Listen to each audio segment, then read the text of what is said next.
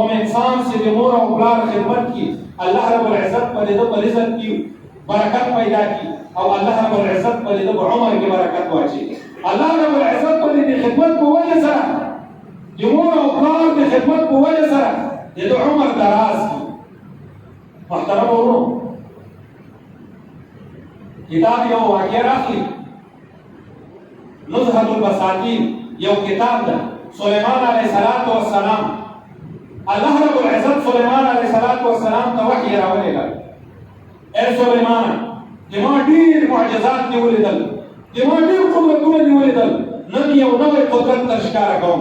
ولاړ شه د سمندر په غاړه باندې دما قدرت نظاره وکړه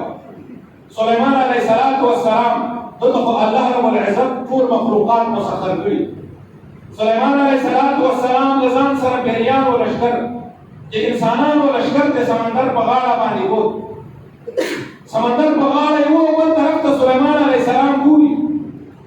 د سمندر په غاړه باندې څه داسې شی موجود نه ده چې هغه د الله رب العزت په قدرت یو خاص قدرت باندې چې الله رب العزت قدرت دې معلومیږي سلیمان علیه السلام پیری ته حکم وکړ چې سمندر لاندې دې ته ځان ورسوه د لاندې سمندر ته ځان ورسوه او حالات معلوم کړه پیری سمندر ته ټوپ راچي په سمندر کې خوبي وایي لیکن پیری د سمندر اخري درجې ته ونه رسېده چې کله ستومانه سو پیری راوځي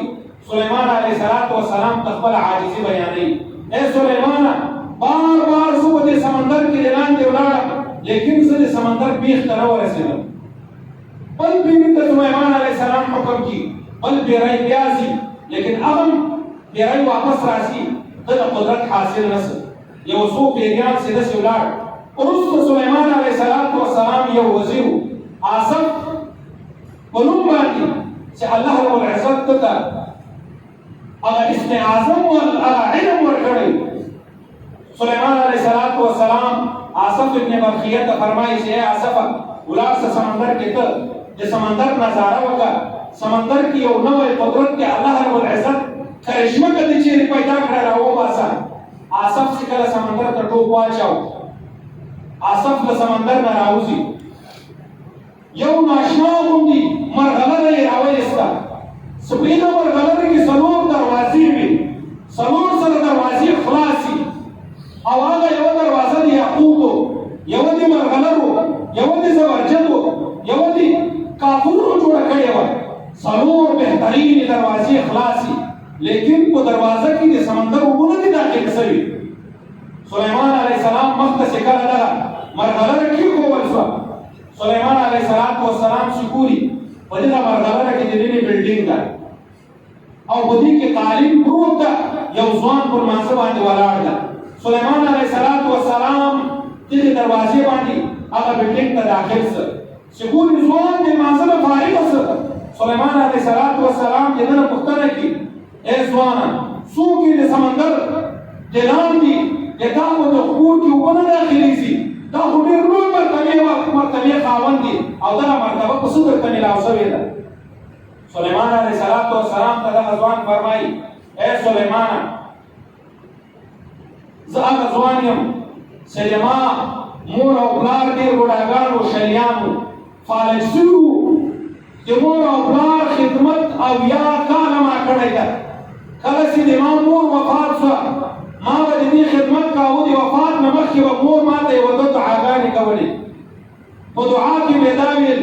چې خدای پاک دې تا ته لوی عمر درکړي سره د عمره د خدای پاک دغه عمر په عبادت کې تېر کړه کله چې د ما مور وفات شوه ما د خپل والد خدمت شروع کړو د خپل والد خدمت نه وروسته د ما والد وفات شو او د ما والد به دغه دعاګانې کړې چې خدای پاک دې دغه کوم عمر چې الله رب العزت تا ته درکړی ده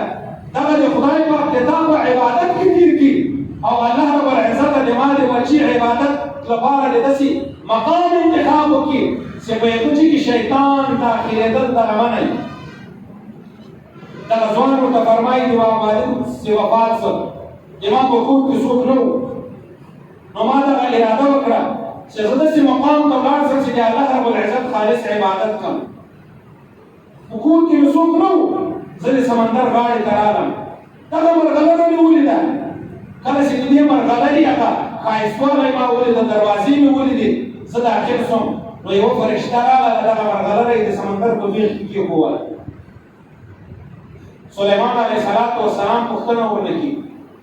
چې ای فلانکیه، ای ځوانه، ته په کوم وخت کې دلته سمندر ته راغلی؟ د کوم پیغمبر امتي یې؟ سلیمان علیه السلام ته دغه ځوان فرمایي ابراهیم علیه السلام امتي یم. د ابراهیم علیه السلام په وخت کې زه د سمندر ته داخل شوی یم، تر اوسه پورې زه دغه عبادت کوم. سلیمان علیه السلام ورته فرمایي چې کله حساب سلیمان علیه السلام وکړو 2000 کاله د ابراهیم علیه السلام وتلي، 2000 کاله دغه ځوان په سمندر کې الله رب العزت په خپل عبادت کې دی مصروفه کړی. سلیمان علیه السلام پوښتنه ورنه کړي ځوانه 2000 کاله تېرول خو ډېر مشکل دي، خوراک موجود نه دی په سمندر کې، د څښاک اسباب نشته، د تا د خوراک او د څښاک اسباب څومره برابرېږي؟ ځوان ورته فرمایي ای سلیمانه، یو مرغه راځي په مشوکه کې د انسان د سر غوندې یو د خوراک شی ما ته راوړي او زه چې هغه وخورم د ما لوږه او تنده ختمه سي، د ما د جسم هغه تقاوت ختم سي او د ما په جسم کې بیا یو طاقت پیدا سي، تر هغه وخته پورې زه په عبادت کې مصروف یم چې سبا په یوه ورځ باندې مرغۍ بیا راځي. دغه 2000 کاله الله رب العزت ته د غیبي هغه خوراک او څښاک برابر کړ. نو محترمو ورونو چې الله رب العزت د مور او پلار دغه دعاګانې د خپل بچي لپاره قبلوي، بیا الله رب العزت داسې دعاګانې قبلوي چې الله رب العزت دومره دراز عمر ورکوي. نبی علیه السلام حدیث شریف ته کوم انسان که دغه غواړي چې د عمر د دراز شي، د مور او پلار خدمت دې وکړي. کوم انسان که دغه غواړي چې د ده په رزق کې برکت پیدا شي او د رزق کې وافر شي، نو د مور او پلار خدمت دې وکړي. محترم ورونو، نو کوم انسان چې د مور او پلار خدمت کوي ته الله رب العزت د ده دواړه جهان ښایسته کړي. نبی علیه السلام یو حدیث شریف ده چې کله زه جنت ته ولاړم ما د قرآن مجید تلاوت اورېده. پوښتنه مې وکړه چې دغه د قرآن مجید تلاوت څوک کوي؟ په جنت کې د قرآن مجید تلاوت آواز ناشنا آواز راځي. ما پوښتنه وکړله چې دغه تلاوت څوک کوي؟ ما ته خبر میلاو شو چې دغه حارثه ابن نعمان په نوم باندې یو صحابي ده، د دې د تلاوت آواز په جنت کې ملاویږي، د دې د تلاوت آواز په جنت کې